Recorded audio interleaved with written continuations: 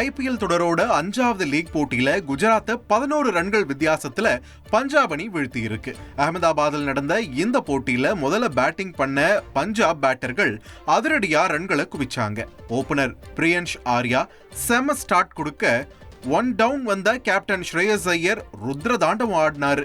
இறுதி கட்டத்துல சஷாங்க் சிங்கோட அதிரடி ஆட்டத்தால ஸ்ரேயஸ் ஐயர் சதத்தை மிஸ் பண்ணாலும் 20 ஓவர்கள் முடிவுல பஞ்சாப் 5 விக்கெட்டுகள் இழப்புக்கு 243 ரன்களை குவிச்சிச்சு. ஸ்ரேயஸ் ஐயர் 97 ரன்களும் சஷாங்க் சிங் 44 ரன்களும் எடுத்தாங்க.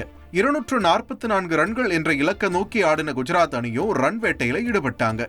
கேப்டன் சுப்மன் கில் 33 ரன்கள்ல அவுட் ஆக சாய் சுதர்ஷனும் பட்லரும் அதிரடி காட்டினாங்க. அரை சதம் அடிச்ச 2 பேரோட விக்கெட்டும் விழுந்த பிறகு குஜராத்துக்கான வாய்ப்பு குறைய ரூதர்ஃபோர்ட் கடைசி வரைக்கும் போராடினாரு. இருந்தாலும் 20 ஓவர்கள் முடிவுல குஜராத்தால 5 விக்கெட் இழப்புக்கு 232 ரன்கள் தான் எடுக்க முடிஞ்சிச்சு. போட்டியில 11 ரன்கள் வித்தியாசத்துல வெற்றி பெற்று சீசனை வெற்றியோட தொடங்கி இருக்கு பஞ்சாப்.